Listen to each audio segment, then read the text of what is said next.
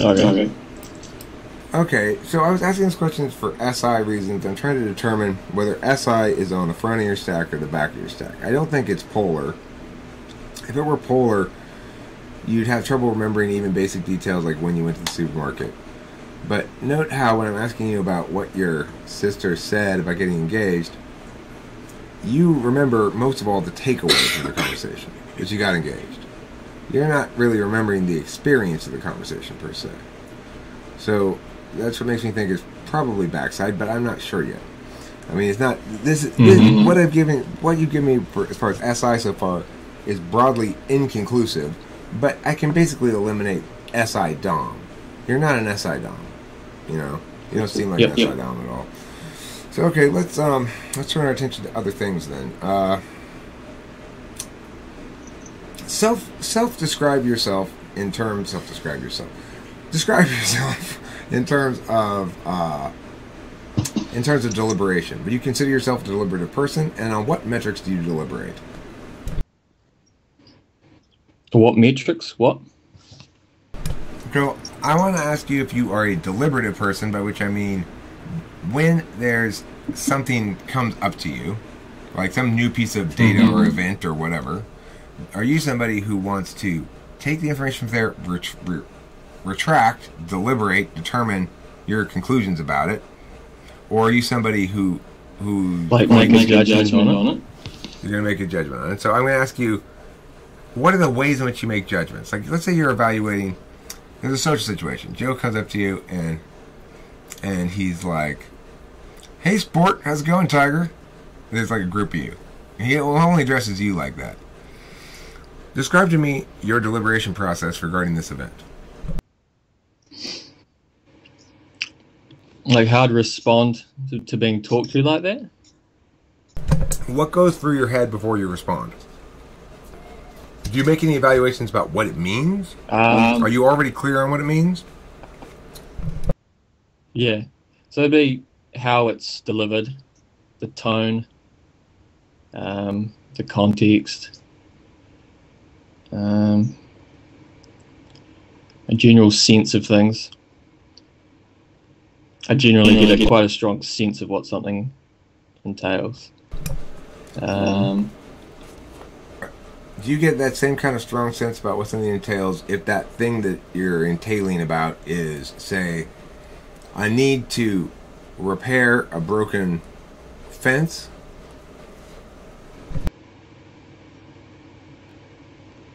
I don't understand, sorry. Well, talk to me more about this sense you get, right? You get a sense of the how it is part, right? Mm-hmm. If I asked you to repair the fence and you took a look at the fence, would you get that same sense?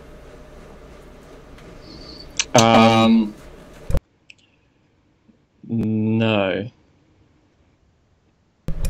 Okay, so in the sense of how it is, you're dealing with multiple people in a social group. What you mean by that is, like, you might walk up and go, okay, I see there's some tension here.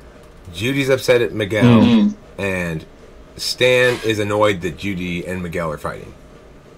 Yeah. Okay. Yeah, that resonates. Either you guys have any questions? Any thoughts? I can ask some questions. Sure. Where does your name come from? Your last name? People say it's from Norway. Oh, Okay. you're Norwegian? I guess my ancestors are. Oh, because we're all really racist against Norwegians. I don't know if we should have mentioned that probably before we began. Oh, yeah? Super racist. In fact, if you want to send me into a murderous rage, all you have to do is say the word fjord or any other word that begins with FJ. Okay, a different question. Fjord? It's because Susie's from Norway. She's visiting me right now from Norway. That's why she asked. I didn't know it was a Norwegian name. I just thought your name's Fugelstad, whatever. I didn't even think what it was. Most people think it's German. Do you have any other questions, Susie? Yeah. Hey, Aaron, if you're gonna imagine your perfect day with as much or as little detail as you would tell it, what would that look like?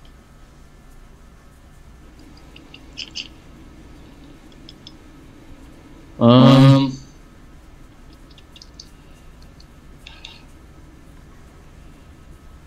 I feel like I'd need like an hour to figure that out.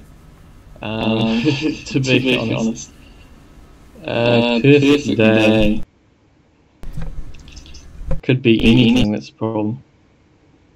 Write the wrong answer. Just pick something. Narrow shit down. Is it going to be inside activities or outside activities? Oh, that's hard. Even that's hard. Okay, that's fine. We got plenty of information from that, as Susie pointed out. I'm going to ask you a question I've never asked before. What's your spirit animal? A spirit animal? Maybe a beer? I'd say beer. A beer or a bear? Oh, yeah. A bear. I mean, I assumed you must have meant bear, but I swear you sounded exactly like beer. Okay, so your spirit animal is a bear. Is it because of... Does it have anything to do with the hibernation quality of the bear? No. Does it have to do with the ravenous appetite for honey that the bear possesses? Nope. Give you the reasons. Can you correct me? I've made 2 wrong guesses so far. Make some reasons. I might even want to change it. I'm going to change it, okay? Okay. Change it to a wolf. Wolf, huh? Yeah. What's cool? I don't know. I have kind of some lone wolf qualities. And I think wolf is a respectable animal. Okay, so one quality of the wolf you identify with is loneness. Does that mean you think yourself distinct from others or actually alone?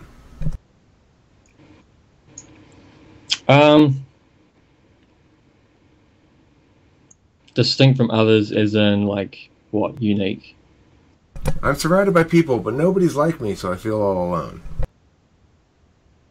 Yeah, a bit like that. Definitely. Can you come up with 5 possible names for my new product? It's a combination lighter guitar pick. This way I can play guitar and light my cigarettes at the same time. It's a new product I've come up with. I want to mass market it and sell it. But I'm really bad at coming up with names. I need a name for it. It's a combination guitar pick lighter. But combination guitar pick lighter isn't a good name. It needs to be something snappy. Can you come up with 5 possible names I could use to sell this product? Light and strum. Do slogan. Strum while you get cancer. Strum while you get cancer is not going to sell a lot of product, I don't think. But go on. Those are 2 names. Go ahead. It could, like, have an anti-effect that could end up selling it. You know. What else?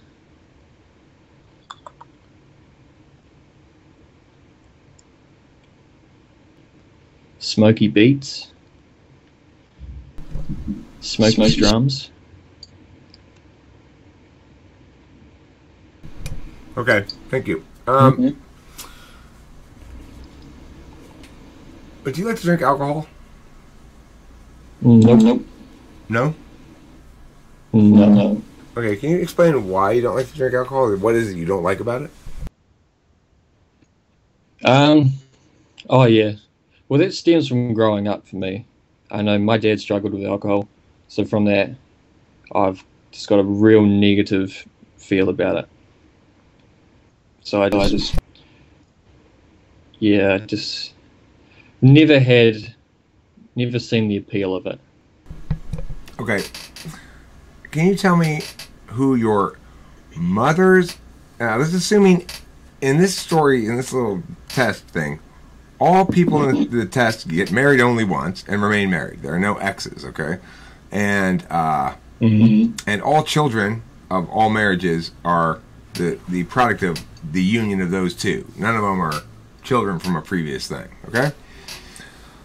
So I'm asking you, can you tell me who your mother's husband's brother's I'm sorry. Your mother's husband's only brother's wife is.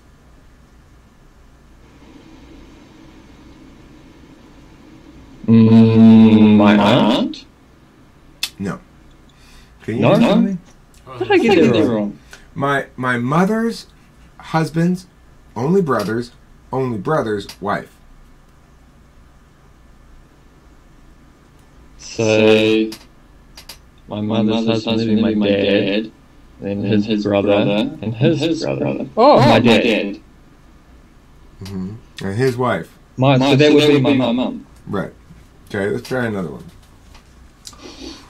Can you tell me your maternal grandmother's only son's, only sister's, husband's only son? Cousin. No. What? Did you guys hear that one? No. It's him. Yeah, it's him. Susie got it. It's me. Yeah. Dang it. How about this?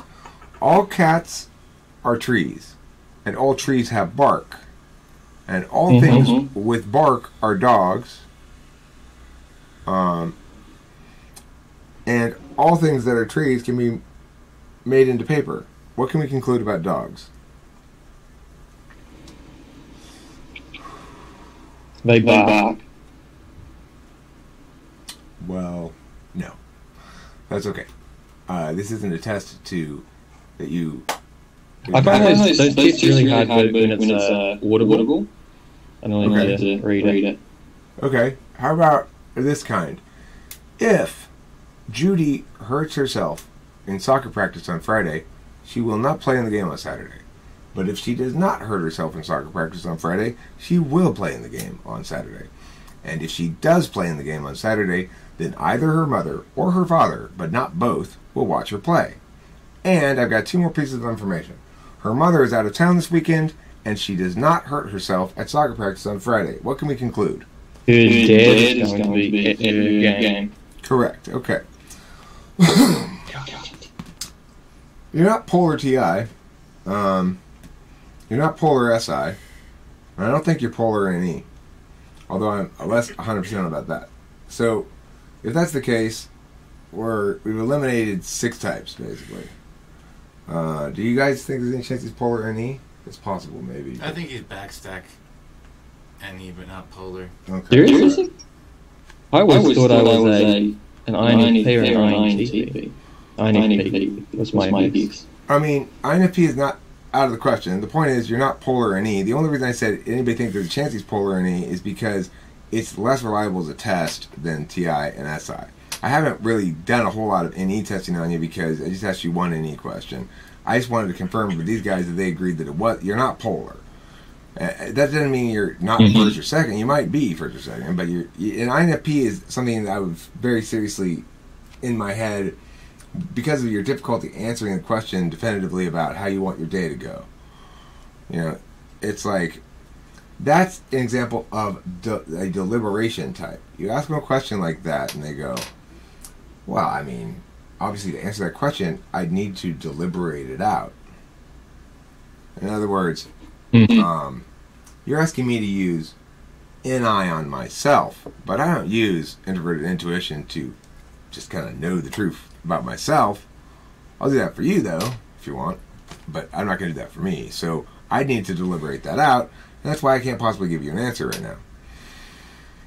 And then, the other thing is INFPs, even more so than INTPs. I'm not sure you are an INFP, but I don't think you're an INTP. So INFPs are extra wishy-washy about shit because they want to know, first and foremost, how it plays out on their FI metric, which is a more complicated metric than TI. TI is a easier metric because it's a closed set. It's got a finite number of variables, and, or, if then, if and only if, whatever. So, have you ever heard the troll question? The troll question, yes, I think I watched that. Am I the mayor in that scenario? Okay, yeah, so I'll ask you something different. Yeah. Okay. I'm going to ask you an equivalent kind of question, though. It'll be like a story question. We'll sort of play Dungeons & Dragons here, and I'm going to see what you do. So, okay, it is, once again, the Middle Ages. Only this time, you have been selected from amongst the general populace to be the serf with the chance to become a knight, but you have to do this task that the king needs. He's picked you because, number one, he thinks you're expendable. You're just a serf. But number two, he sees you as having potential to maybe actually be able to do it. So he thought, well, I'll give this guy this very difficult task, but incentivize him with a big reward, and maybe he'll actually do it. Probably he'll die, maybe he'll do it. And your job is to go slay the dragon. Now, the dragon, it comes out every 2 months and swoops down and eats some of the cattle of the people in the kingdom, and then flies back to its cave up in the mountains, which is just behind where the town is, kind of. It's like up in the hills there. So you know where the dragon is. You know what the dragon does. And even so, everyone knows this, but nobody's been able to kill it yet because it's way too big for you to just kill with your normal Middle Ages ways. It's like as big as, it's like 50 feet long and like 20 feet tall. Okay? It doesn't breathe fire, but it does breathe an acrid smoke that makes it difficult to breathe if you're in a cloud of it. But you'll survive it. Mm-hmm. Okay? And it does have very sharp teeth and long nails and stuff. So, what are you going to do? So I got to kill it. You've been tasked with bringing the king back the head of the dragon. Okay. Well, I need some sort of big weapon to take it down. Probably like a giant crossbow or something. How are you going to get? I need gas masks. What's that? How are you going to get the giant crossbow? Nobody has a giant crossbow just lying around at the moment. And if it is so giant, how are you going to be able to wield it? The king will be able to resource that for me. Okay, so fine. The king does agree to a small expense account in order to allow you to accomplish a few things here in your dragon slaying preparations. But he's saying, hey, look, you're not going to break the bank on this because I don't really have a lot of faith in you. I'm pretty sure the dragon's going to kill you. Mm-hmm. So I got to figure out how to kill it. Well, now you've got some resources. How are you going to get this crossbow? Now, you can interact with characters in the story. You can ask characters things. You can ask narrative things. You can do whatever you want. You've got to solve this problem. It's an important problem to solve. Mm-hmm. Well, I gather up a war party, and we would march to the Dragon's Cave. We'd set up the crossbows outside the cave, and we'd all be wearing gas masks, because, you know, you said it had some sort of gas. Where do you get gas masks from? It's the Middle Ages. This is a very innovative middle-aged city. Yeah. I stand corrected. I make the rules in this world, Eric. Fine, I understand. I had missed that part. I was looking at the city and I didn't realize how advanced they were. You're right, they do have gas masks. Yeah. So the gas isn't an issue with this dragon. But anyway, we set up a bunch of cattle outside its cave, and this isn't a very smart dragon. So it's a basic trap, and we pretty much, we have the cattle outside the cave, and the dragon comes out to eat the cattle, and he gets shot from all directions, from above, below, every way. And it dies because there's armor piercing arrows on the bows. Okay. Alright. Why don't you just poison the We got it, dragon. You should just poison the cattle. Giant sword to take his head off. Yeah, well, it takes you a long time to chop his head off because all you got is a regular sword. It's got a little bit of serration to it, serratedness, but you keep having to sharpen it. It takes fucking like 3 days to get the head off. And you finally go back and you're like, wow, you did it. All right, you're a knight. Here you go. Here's a horse. Here's some armor. Now that means you get to go fight in my battles for me. Congratulations. The thing is, probably would have been easier to poison the cattle. I hadn't thought about bringing cattle to the dragon, but you know, it's like they said in Jurassic Park. Dragons don't want to be fed; they want to hunt. Okay, so your extroverted intuition seems certainly active in the sense that, in that instance, I was asking you basically a TE question. You didn't really give me any of the TE of it. In other words, you gave me the TE of the general killing part, but you didn't really give me the TE of acquiring the shit and blah, blah, blah, blah. But I like the fact that you had sufficient NE hubris to simply take over world-defining role. That's textbook kind of like extroverted intuition framing up. Like, well, I'll just frame up instead of answering things within the frame. I did notice that. So that was interesting. And okay. So the other thing though is I've always, from when you first got in here, had an inkling. I think it's false because I think you are an extroverted intuitor in the front of the stack. But I had an inkling when you first came in here that INFJ was a possibility too. You kind of got an INFJ look a little bit, which isn't any reason to type anybody, but it crossed my mind. So I want to try to sort of eliminate INFJ. You said, like for example, also your description of social situations is very NIFE. But of course, that could just be fifth slot FE too. I don't know, really. Fifth slot FE is tricky. It looks like FE, but it's not. What's a more important value to you? Authenticity or social grace? I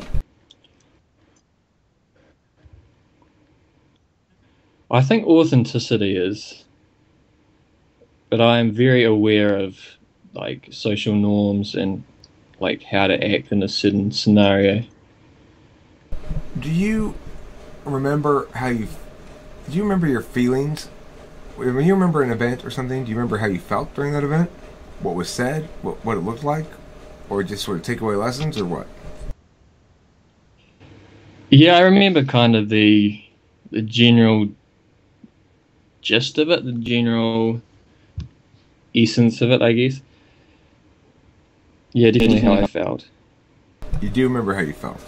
But I don't normally remember the specifics. Is that a physical sensation you're remembering, or an emotional sensation, or both?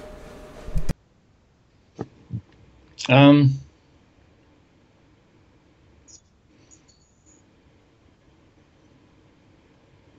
mean, I definitely can feel the kind of the emotion or the type of headspace that I'm in certain different memories or contexts. Do you ever remember instances of your own social failure, and when you remember it, it initiates a kind of cringy response in you that's a physical response? Yeah. Are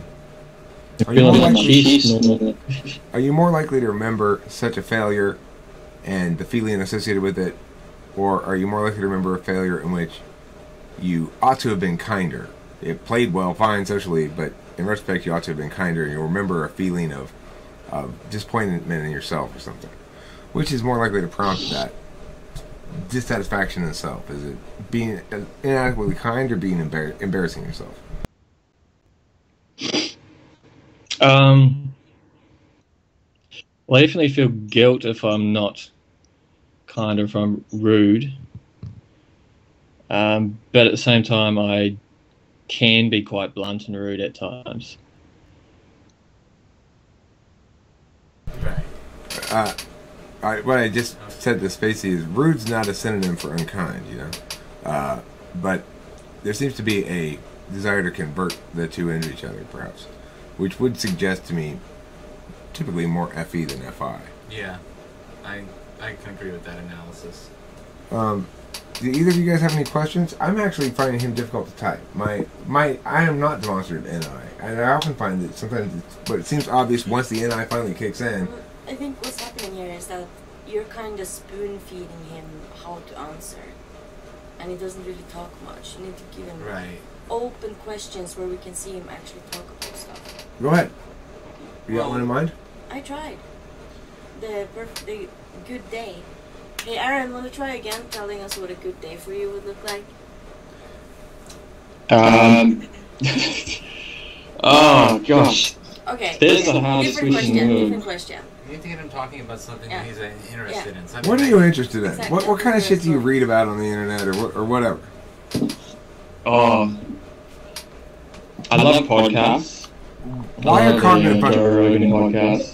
What is a proper role of cognitive functions in a person's life, or how is it best manifest? Let's talk about cognitive functions. Talk about cognitive functions. Susie wants to rephrase the question. Go ahead, Susie. Okay, so you have been obsessing of typology for 2 years, you tell us. Yeah. Yeah, and what value has that had for you, and why do you keep doing it? Oh, I know exactly why. I have like the desire to know myself perfectly before I can find my path. Essentially, that's what it kind of feels like. And so I get kind of stuck in action, I'd say, because I'm trying to develop the foundation or the jumping pad or framework of myself, so then I can move forward and I guess do something with it. Something that's kind of like. But how does that help you? Like, how have you seen the application of that, you understanding yourself as the tool for proceeding? In other words, can you come up with an example of you experiencing the rewards of your learning? I can't come up with a specific one, but I know it makes me more insightful in conversation and ability to be able to read people a bit better and have a bit more insight into others, and helps me to figure out, I guess, scenarios that are occurring in my own life. Okay. Analyze situations. And which of two sentences do you more identify with or are more likely to say?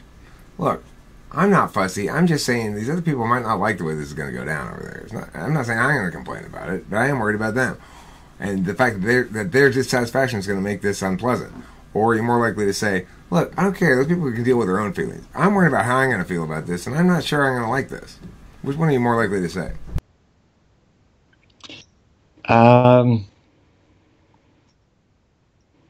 Probably the first. So the first is more kind of looking out for others, like the whole general consensus. That sort of thing? Yeah. Why is the consensus important?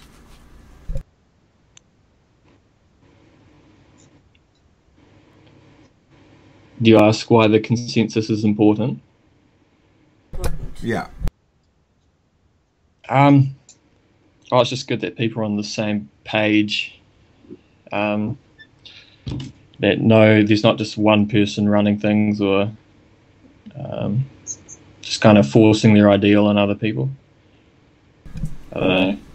What comprises the distinction between stubbornness and principled disagreement? You know, like when is somebody just being stubborn, and when are they appropriately being principled?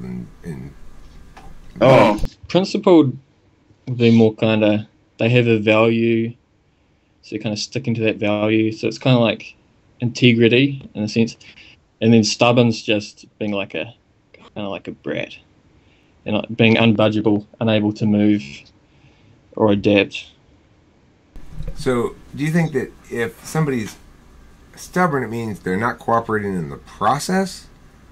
Or are you saying that it doesn't matter, like, does what they're being stubborn about matter as to whether they're being stubborn, or how they're being stubborn matters to whether they're being stubborn? Both. Okay, can you think of any examples of somebody that you've encountered in life that you thought to myself, man, that guy is stubborn? Yeah, my friend, my good friend. Okay, so when he's being stubborn, explain to me what's happening and how that plays out.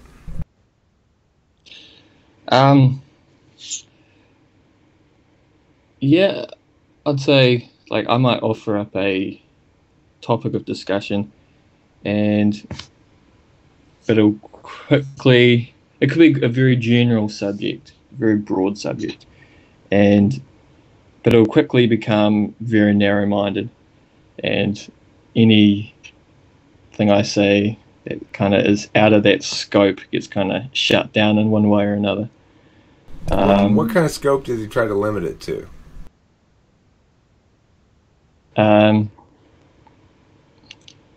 His own knowledge, pretty much. Anything outside of that's kind of off the cards. So would he say, look, I know what my experience tells me, and my experience tells me this, so that's how it is? Or are you saying he's like, I know what's important to me, and this is what's important to me, and this is how I actually feel about it, so whatever you have to say about it, it's not, this is how I feel about it, so sorry, I'm not going to pay attention to that. Which one of those two do you mean?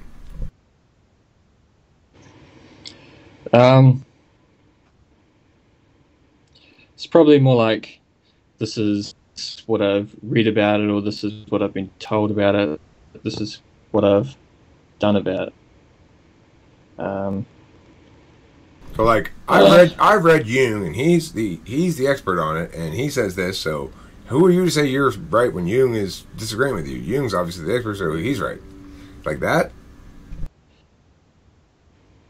I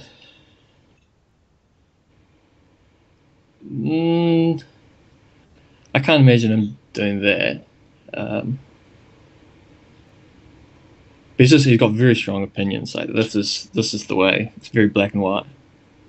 Okay. So is it because he's claiming he's more logically correct about it, or he's just saying I don't want to argue about this any further because I don't want to have to provide justifications for my shit? Can you say that again? Sorry. I'm trying to figure out what you determine as reasons that qualify as stubbornness rather than justifications that are adequate. So what I'm saying to you is he keep insisting, no, this is defined as such, and so therefore that's not logically consistent, like that kind of stubbornness? Or is it more like, no, because that's not consistent with my feelings?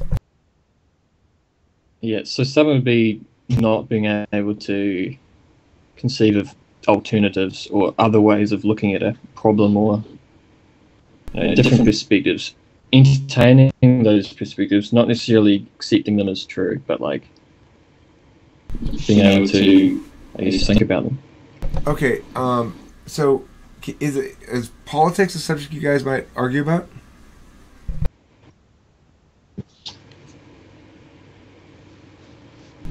Would you guys ever argue about politics? Would you guys ever argue about politics?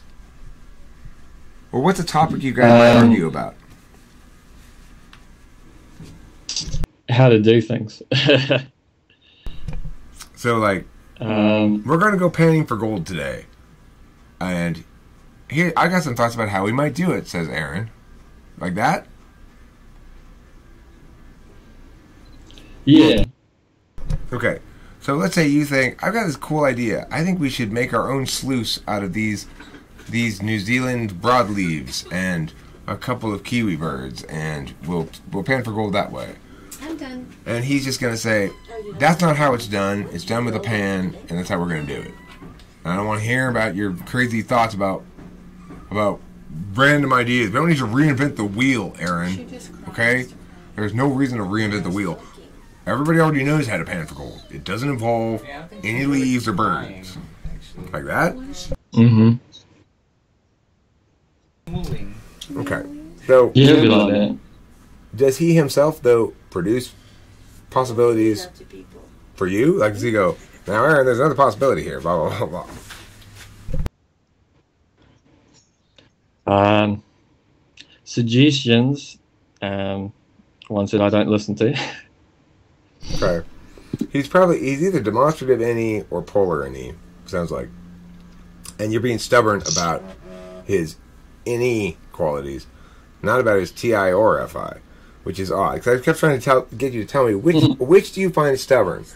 TI metric, which doesn't consider subjective considerations, or FI metric, which doesn't consider objective considerations? And the answer was neither.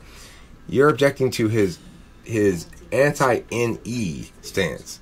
In other words, you want him to be more open to deliberation without conclusion. I mean, I'm getting mixed data from you, and I'm generally saying I'm sort of between INFP and INFJ, and that's not usual. Usually it's easy to distinguish between them, except INFPs... How about looking into SE stuff? Okay, yeah, let's look into some SE stuff. So, if I were to tell you, hey, Aaron, I need you to quickly go onto the internet, go to Google Images, get me a picture of some balloons, then follow that up by getting me an MP3 copy of Happy Birthday, and I need lastly for you to write a quick birthday email to my niece. Let's say I'm your boss at work or something, right? Now, are you going to start right away on Google looking for those pictures? Are you going to be able to complete that task easily? Does it sound like, yeah, I get it. I just do this, check it all on the list and it's done. Does it sound like that? What's your actual experience with trying to follow through on boring multiple step things that seem purposeless?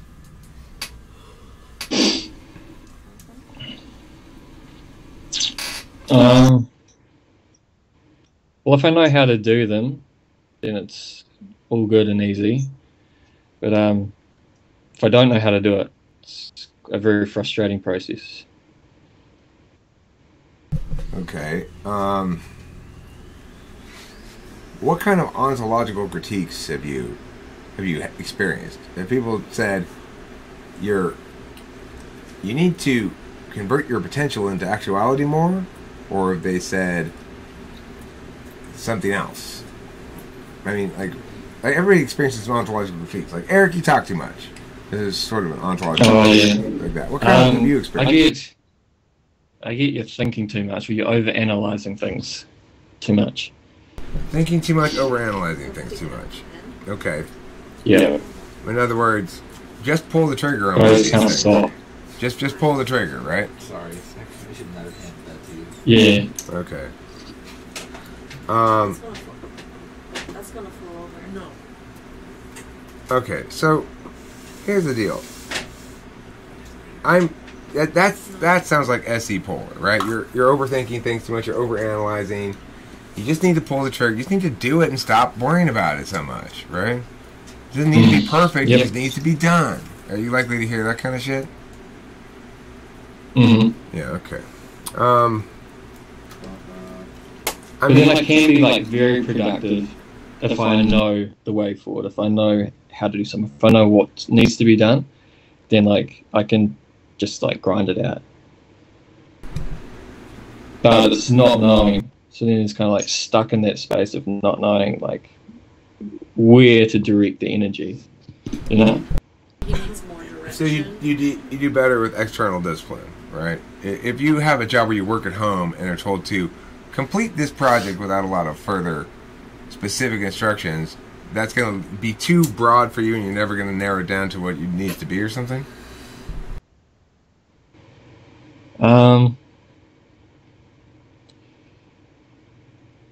Well, if I had that incentive, that kind of push, it might be easier. But it would be hard to narrow it down. What motivates you to action instead of further deliberation? What motivates you when you stop deliberating and start acting? Kind of like a clear vision or enough pressure, external pressure. No pressure, clear vision. Is what you're saying? I need either a clear vision or a certain amount of external pressure. You do need external pressure. Okay. Yeah.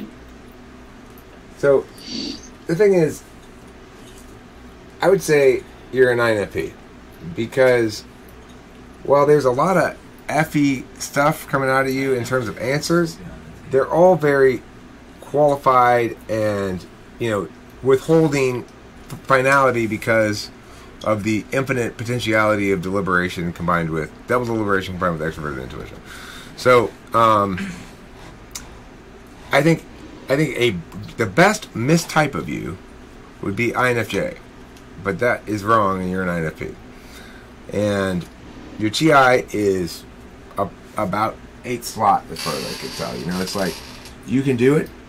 You're like, well, but I really rather read it written down because it's not the most natural or comfortable modality for you to attend to things. You don't deal with words first and foremost as definitional entities. You deal with them as means of expression.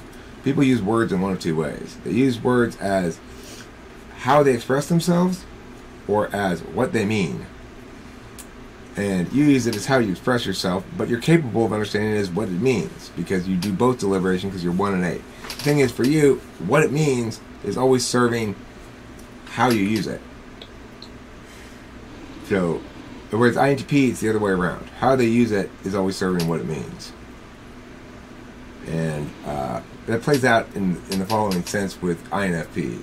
They use TI when they need to explain why the absolute correctness of their FI is not just specific to them, but more broadly communicatively applicable. So if you're feeling, say, look, I feel this way, and it's not just personal, but it's because there's actual wrong happening here. You'll feel the need to communicate that, and you'll use your TI to be able to effectively communicate it in ways that are logically sound. But when asked to just, and you'll be able to pull it out for parlor tricks a little bit, but it'll be like, oh, you mean we're doing parts of this thing that I rarely pull out and look at for on its own merits? I kind of just use it without ever thinking about it? Yeah, I could use that. That's kind of like your relationship with TI.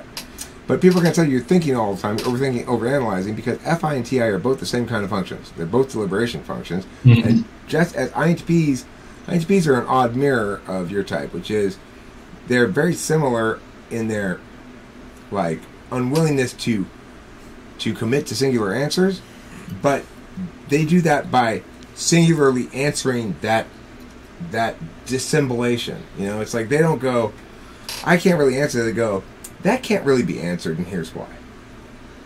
So that's the difference. It's like they take a critique of the NI requirement implicit in the question to invalidate the question, whereas INFPs answer the question and take their NI. They think it's NI invalid too, but they answer by saying, I can't really answer that. And in other words, they don't critique the friend. And that's one distinction between INTP and INFP. So that's my typing. I asked these two, and they both said they thought it seemed best choice. I would just say, is INFJ 100% off the table here? I wouldn't. I mean, it sounded like SC polar to me, right? It did sound like SC polar for a while there. But I thought inferior TE early on. Yeah, it also seems like a 4-slot TE. I would have it. It could be seeking SE, I suppose, but INFJs aren't described as overthinking things, overanalyzing things. Yeah, also, I think an INFJ would express frustration in talking about those things. About what things? Figuring out how to do shit. Oh, right. Like when they get stuck in that mode, they seem to be more frustrated about it. This is true. An INFJ with polar TE is not going to say, I like it when I know how to do it. Because to them, they know how to do it, which is how they feel like doing it with their FETI workarounds of TE. They're not seeking help in their TE. Nobody seeks help in their polar. They seek to have a world in which it doesn't exist, basically. And let's all pretend it doesn't exist. Not just me and the other people of my type. I want all of us to pretend that. I mean, in a world where that doesn't exist, I mean, I definitely want someone else to take care of it for me. Correct. But, I mean, the thing is, it's not like I'm seeking somebody to help me with my FI. I'm seeking an environment that doesn't require me to do much with it, except occasionally let it out of its cage, where it has to be locked for its own safety. So that would be you and SE doing shit. Doing shit's not your strong suit as an INFP. Because are we certain that he? I'd like to do more of this thing. Yeah. Are we certain about just how much he doesn't do shit? Because when I say that, I'm saying based on my typing. Now let me tell you some things I don't actually know from these things you said, but I would conclude or so about you because of your type. That's what I'm doing there. So I don't know. Do you actually not do shit or whatever? I'm saying if you were an INFP, the following statements will be true. You have trouble getting shit accomplished. You have trouble pulling the trigger on things. You want to continue deliberation indefinitely because you figure the more information, the more deliberation, the more time you spend with something, the more possibilities you explore, the more likely you are to have finally a complete whole picture in which you can really know the status of the thing. Of course, that day never actually comes because there's always new input coming in because the system's an open system.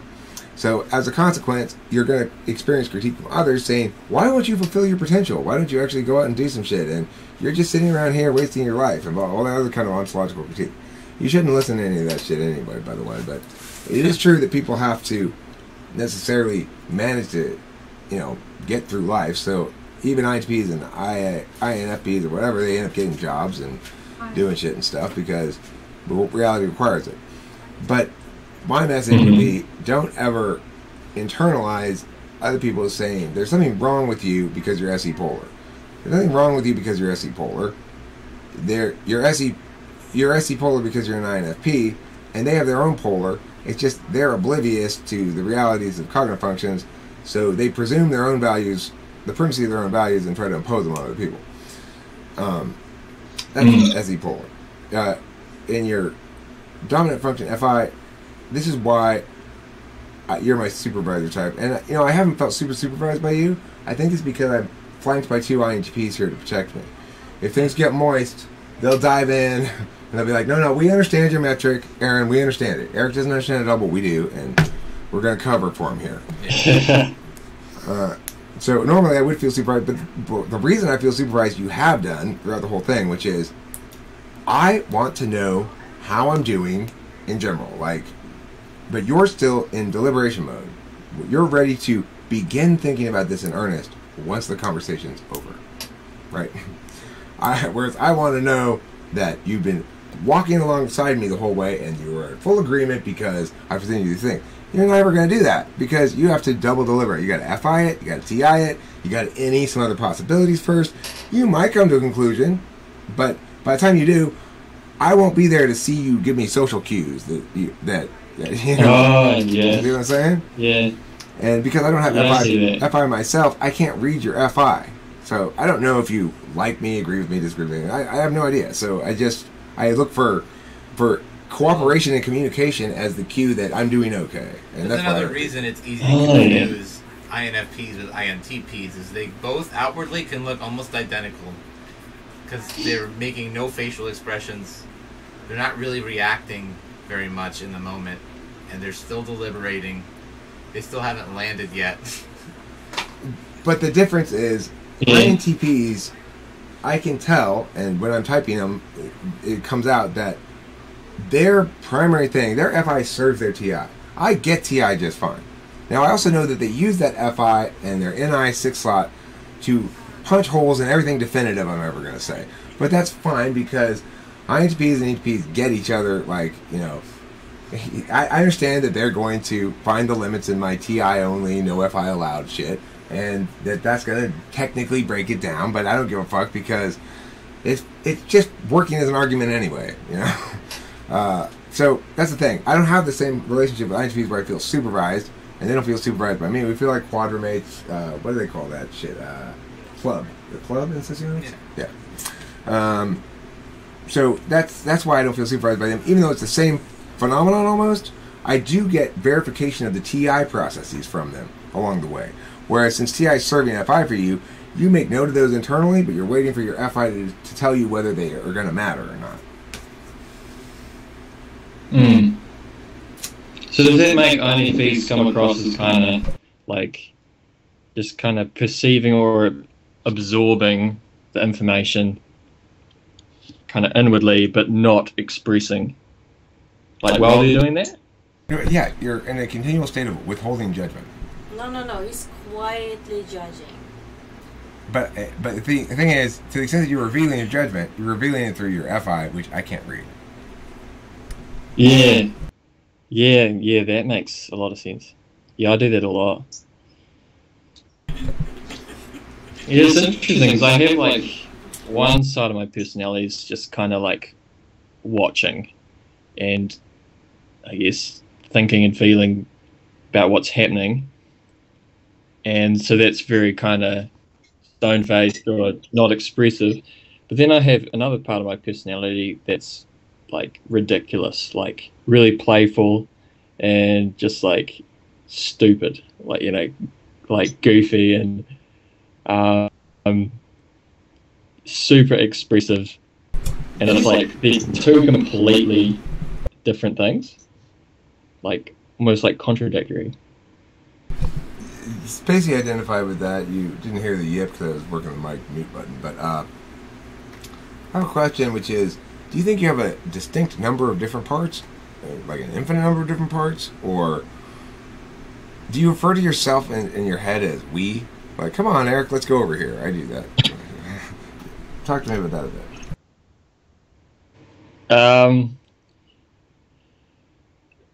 bit. I'm aware of different aspects of my personality. Like, there's different, I guess, mindsets I can go into depending on which context I'm in. So it almost does feel like there are multiple personalities, as weird as that sounds. Go ahead, Spacey. So, when you talk about having like that part of yourself that is super goofy or whatever, is that part also maybe like a childish part that like your adult part has to chastise a little bit? Yeah, oh, it's something I feel guilty about sometimes, or like a little ashamed about. Just because like when that kind of playful side comes out, it comes out really strong, and kind of can be a bit much. Aaron's playing too hard, like that. Yeah, or I'll get like kind of labelled as immature or something like that. But then it's weird because then I have a very serious side, very like serious contemplative side as well. So there's the kind of immature expression that never matches really the inner seriousness, if that makes sense. So it's kind of like you don't like the fact that that part of yourself correlates with people judging the book by its cover, and is reductive to you in some sense. Are you in a relationship, a romantic relationship? Don't have one at the moment, but I have been. What? Describe your ideal partner. One that's just really accepting and pretty open, willing to discuss a lot of stuff and discuss ideas, and kind of isn't too focused on, I guess, material success, but more kind of discovering life. So you see a partner as more of a playmate than a teammate, or what? Like more of a playmate than a partner, and sort of a functional thing? Yeah, probably. And when you've had conflicts in previous relationships, what have they been about?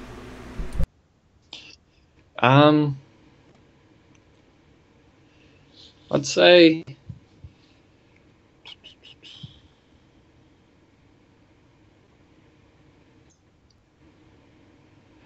the problem I've had in previous relationships is kind of focusing too much on the other person and then kind of not living my own life outside of that, if that makes sense. When you say focus on the other person, do you mean focus on how you feel about them, or how they feel about you, or something else? I end up revolving my life kind of around them instead of kind of keeping on my own individual kind of path. And I kind of lose sense of my true values and stuff in a way. I don't know, it's really weird. I didn't answer the question, though. I mean, I'm asking you... I have a question. Yeah. Have you ever broken up with someone? Me, no. Okay. Do they break up with I've you? always been on the receiving end. Is it because you bring the hammer, or because there's something else? Is it because what? You bring the hammer. You know, like, okay, I'm not going to break up with this person, but I'm going to apply steady, consistent, defensible pressure until they either change as I dictate or leave. That's probably how I do it, to be honest. More indirect.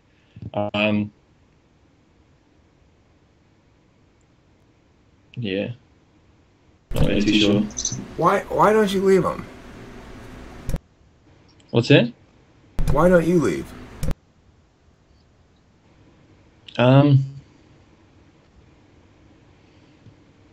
I feel like from what I only have experience of 2 relationships, but as soon as like I attach to someone, then like I become incredibly loyal and kind of in it for the long haul, to the point where it's a bit too not too intense, but that to the point where their faults would kind of get overlooked, and it becomes, yeah, I don't know. What kind of faults ought to be overlooked, and what kind of faults can't be overlooked?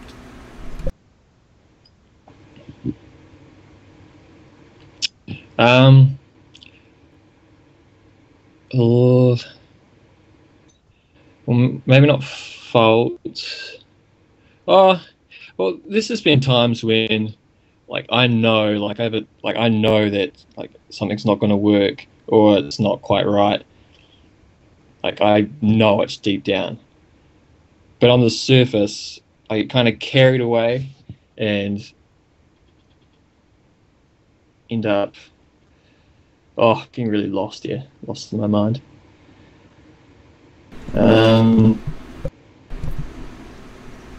I'm curious as to what do you guys think about those answers as they relate to INFP, INFJ question?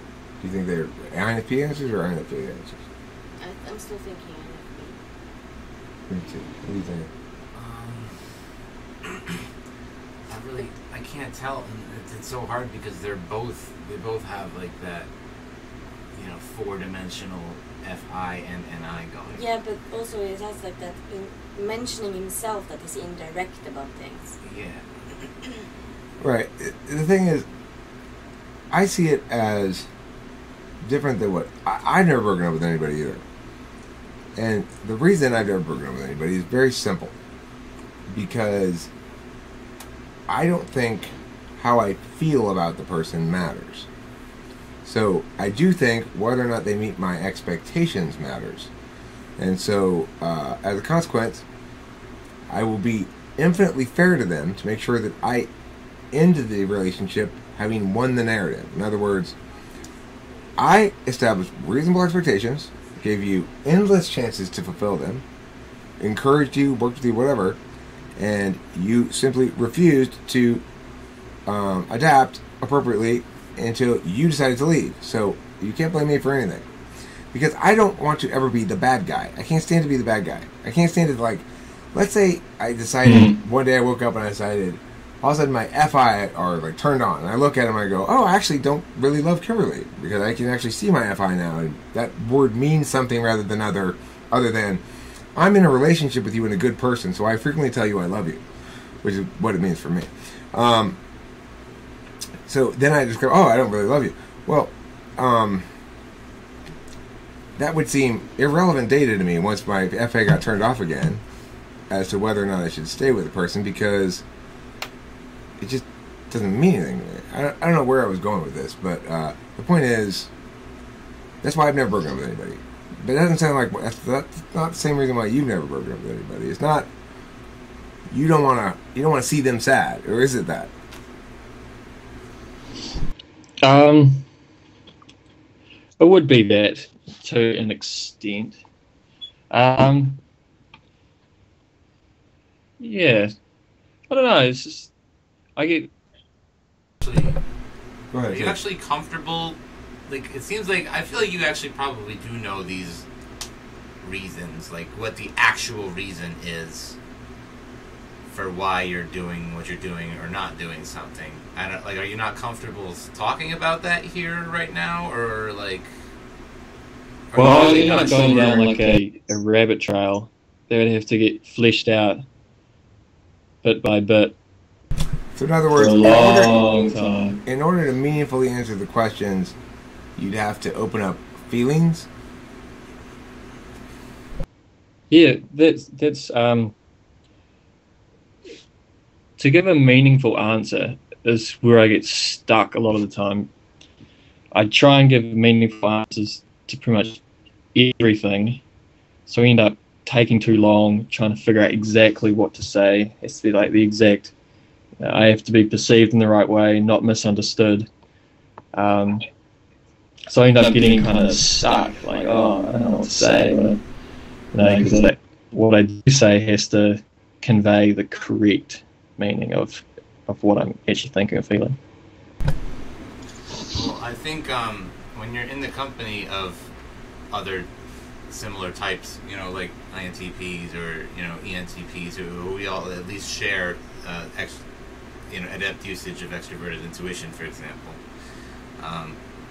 I think try not to underestimate our ability to infer more meaning with less effort on your part. You know what I'm saying? Like, if you're in the right company, it doesn't actually have to be so hard for you. In other words, it's reasonable for somebody with a lot of experience in the life who's an intuitive to conclude that conversing successfully a lot of times requires a lot of effort, because you have to explain things to sensors, basically. But it doesn't require a lot of effort in this context. It's what he's saying. Although I'm not sure if he's reading this thing correctly or not. I'm just translating. Yeah. So really, basically, you'd be much better off just flopping something out of your mouth, and then we can ask clarifying questions from there. Be like, oh, so do you mean this? Or do you mean something more like this? And I'm sure you've seen Eric speak to you that way a lot so far, right? Because I keep trying to convert your FI into TI. Okay, you're saying, okay, I mean something in my heart. I'm going to use words to express something like what I mean. Right. And I'm saying, yeah. Okay, these words it comes out a lot better on paper. These like words suggest, Aaron, I'm getting sorry. These words you're saying are suggesting that your words may be expressing something that's not definitional, like a feeling or something. And no. So, do you mean this or this? Do you mean this or this? Right? That's my TI tool function, continuing to run afoul of your FI indeterminateness, your FINE indeterminateness. Like, I want you to mean something specific, but you're very careful about saying what specifically you mean, because you want to be correct, and what you mean is so nuanced and damp that it's hard to fit under the umbrella of definitional limits, you know? In fact, it's exempt from them. Your feelings are exempt from definitional limits. The best we can do is try to communicate that elements of that sort of stuff to other people. You know, like, think about the word love, right? From what I can tell, it's supposed to be a description of an emotion. And what I've always perceived it as is a set of behavioral indicators that one loves the other person by doing meow meow meow, or saying meow meow, or not doing meow meow, or prioritizing meow meow, or whatever. Prioritizing harm prevention, lots of other FI things that can be reduced into algorithms, basically. That's what I think love is that package of behaviors. But other people seem to think it's a feeling you have in your heart or something.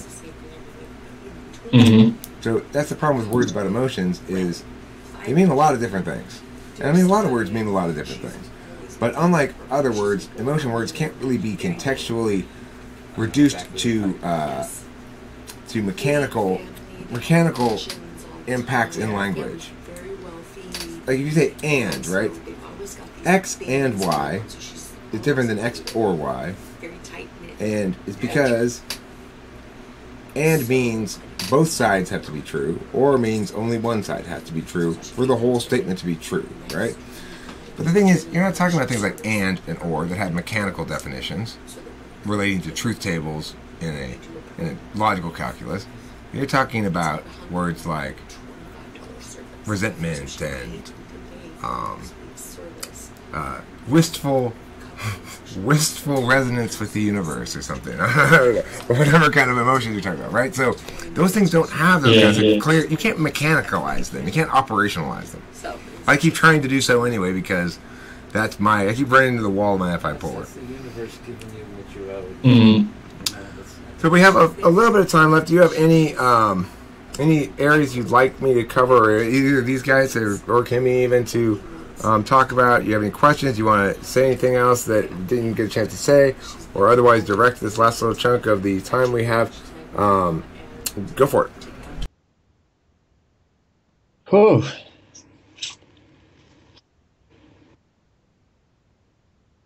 No. I'm quite amazed though, like, how do you talk so much, like, and keep it just going continuously? I'm just sitting here being like, I could never do that. Aaron, the thing that you should be impressed about is that I can stop and give you a little bit of space. That's growth for me. Everybody has to grow away from their reflexive wheelhouse, and everybody begins life in the reflexive wheelhouse using it so much that it's no longer even an asset exactly. You've got to pull back from it, whatever your dominant function is. For you, it's like you're most well served when you are balancing your FI and your TI well. I'm most well served when I'm balancing my NE and my SE well. It's great to come up with more talking and more ideas and shit, but ideally, you do something with it. Like, type this guy Aaron Fugelstad. That's my SE kicking in to make my NE mean something to be worthwhile in the physical and real world. So, that's why, I mean, it's always impressive. Everybody's impressed by everybody else's dominant function, but introverted functions, you have to be pretty versed with them yourself to get what it means to be impressed with them. Whereas extroverted functions are displays of skills. They get translated in the real world into displays of skills, even though they're not. So there's this sort of attribution to the person who's displaying that externally as though it were a skill rather than an intentional manner. You're doing the exact same level of depthness and complexity with your FI internally, and you're not going to get credited for it in the same way that you just credited me, right? Because it's not a display. It's not for other people's consumption. If you think about one of the implicit tragedies of being an INTP is that their being is for other people's consumption. It doesn't bother me because I'm FI polar, but it would bother me, I'm sure, if I could quite understand why it should bother me so much. Yeah, I do sometimes get kind of like annoyed at the fact that a lot of what I think and feel is unrecognized, and then the outer display I can come across as kind of shallow, or even, I don't know, there's a lot of instances where I'm talked down to. So like in person, like I'm not coming across too intelligent, but I'll be talked down to, but inside I'll be like, this dude, if only this person knew, right? I bet you haven't felt talked down to by me at all. No. And the reason is because I'm still trying to impress you, because you're my supervisor, right? And I get this sort of implicit sense that make sure you're abundantly overly honest, like self-deprecating and shit like that, because it's a weird feeling. It's a weird feeling. And it's like, I don't necessarily notice it until it's been going on a little while, and I realize you're really pulling out the fucking ha-cha-cha-cha-cha for this guy, you know? Whereas normally it's much more egalitarian vibe on my perspective. From your perspective, you're probably just sort of bemused and going, he's scrambling a bit. I understand. I get him. This is me and ISTPs. It's a benign thing. It's like I'm sure it's extraordinarily benign on your end. Everybody's always. But it's the supervisee who can't help be that way. I see Colin do it around me too. Same thing. But just how it is. I don't know. Because you know him in a way that like you just. How do you explain, like, I probably spend hours every day just like maybe reading or listening to podcasts or just absorbing information. But I can never like remember what I've learned. Yet it's still in there and it comes out at certain moments. Like it all definitely adds to me and I kind of capture the essence of what is spoken about. But I can never recall like specifics. That's because memory is utilitarian, not archival. In other words, memory is the thing that pops up when you need it in context. That's how it's organized, kind of. Mm. Now, for SI DOMs, it's maximally linear and more archival, maximally archival. But for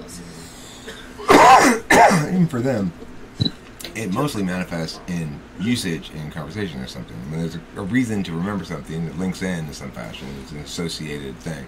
It'll pop up. If you're trying to treat it as an archival thing, like, well, now what are all the facts I learned today?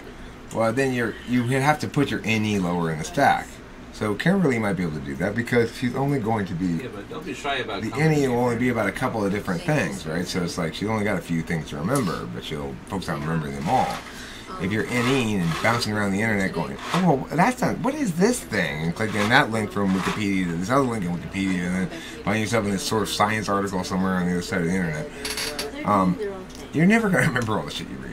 But the important shit will stick. And that's why it's good to have a frame. As a debate coach, I'm used to reading everything for warrants. That is, justifications and arguments that are potentially useful. So I'm sort of on status default without consciously trying to, looking out for that shit. And so that's the frame in which I recall shit. If it's worth recalling, I'll recall it because I'll know its utility as an argument. You probably have some equivalent. You have some equivalent with your feelings too. You'll remember the things that are important to you by your own metric. I can't really explain it to you, but whatever that metric is. Yeah, it's strange the things I do remember. Yeah, definitely agree with that. So, do you guys have any final thoughts for Aaron as we wrap this up? I think INFP is a good bet. Yeah. I'm going to give you my formal typing of INFP at, it's pretty 100%. Just because of Spacey's qualification, I'm going to go down to 99.9% because there's a 0.1% chance that Spacey's low probability that I'm wrong is actually right. Well, see, I think Spacey was on point when he was talking about the way Aaron wouldn't throw shit out, you know? Yeah, the thing is I find the INFJs to be the ones who have that habit of always smoothing things over, whereas the INFPs, as docile as they might seem most of the time. But I think any introvert can do that, but it is also a pattern with people with some kind of fourth slot thinking that they hold certain reasons to themselves. I would also say that the NI Aaron demonstrated seems mostly to me to be the sort that says, well, it depends. I can't do that. You know, it's a kind of NI that is used when NI is tried to use on INFPs or INTPs. Now, they dissemble differently than INTPs do. INTPs dissemble with logical argumentation that basically says, you're affirming you have the burden of proof. You've not met that burden of proof because I can think of these possible ways that it could be wrong. And INFPs go about doing that in their own way, which is more difficult to describe. But I think that's basically what you're doing when you're... Every time I type an INFP, I run into the same thing, which is I'll ask a question that that seems to me very cut and dry. You know, well, do you like cheese better or milk? And no simple answers. Right. So that's most of all the most salient quality of INFP in these typing sessions, I think, is their insistence on not rushing to the conclusion that the question asked can be easily answered. Do you have like a really morbid curiosity with people's like deepest, darkest secrets? Oh yeah, yeah. There's always so much more to people than they let on. It's really interesting. Spacey pulling them out. It's so interesting. Spacey thought when he asked that, and you said, "Yeah, you do." He's like, "Oh, that's an INFP thing for sure." When he asked it, I thought, "Is he checking to see if he's an INFJ?" But actually, I think you're probably right. INFJs don't have a morbid fascination with it. They have a utilitarian desire to access some knowledge about people for their INFJ. No, purposes. for me, INFJs, if they have issues, it's like on actually a very abstract as an existential level. Yeah. Like. Yeah, Aaron's existence is much more rooted to Earth and humanness, I suspect. INFJs are resentfully human. ENFJs don't realize they aren't human. Anyway, don't mean to talk shit. Oops, I just failed. I just got a ticket from my INFP supervisor. I just got a ticket. All right, yeah, Sorry, supervisor. I think this typing went well. I think it did too. I better end it before I fuck it up. Thanks, Aaron. Is it? Are we over? Yep. You just wrap it up like that. Didn't know what was happening. I mean, I'm sitting here to casually and gently, more normally transition. But yeah, it's time to wrap it up. We got shit I gotta do. Yeah. I gotta get my fishing gear together because I'm taking the guests here to the fishing tonight at the dam, and you know they're both INTPs, so it's gonna be like I'll probably have to help both of them with their rods and reels as well because it's too much SE to get shit untangled. It'll be like me helping. I'll be completely screwed with that as well. And Kim keep their lines untangled. No, Abraham. Yeah. But that's right. Well, thanks a lot. Thank you. It's been good. I'm glad to get a bit of certainty. Yeah, and I was terrified. I'm like, oh, I better not be a censor. I was worried about being a censor, like mistyping myself wrong for 2 years. Like, oh, wouldn't that be the worst fate? But I don't think you're not a censor. You're not a censor because, I mean, this is the thing. Censors have answers to questions. Censors assume the frame you present them is legitimate. They have questions to questions. What do you mean? But they don't have questions to answers, which is what INFPs have. I think this maybe depends. yeah. True. Are you cool with me publishing this video? Yeah, it's fine. Great, thank you. I appreciate that. I'll end the video now. As long as I don't get haters online. Oh no, everyone's gonna love you. Are you kidding me? Yeah, dude. Nice Look to at meet you, Aaron. You are going to be in Teen Tiger Beat magazine with your handsome New Zealand face and your chicks love accents, right? Crystal blue eyes. Yeah, we'll see you. Chicks. We'll see you in the wrong room, buddy. Chicks in America love foreign accents. So, American ladies. Yeah, I was in America last year, and yeah, I did notice that. I bet you did.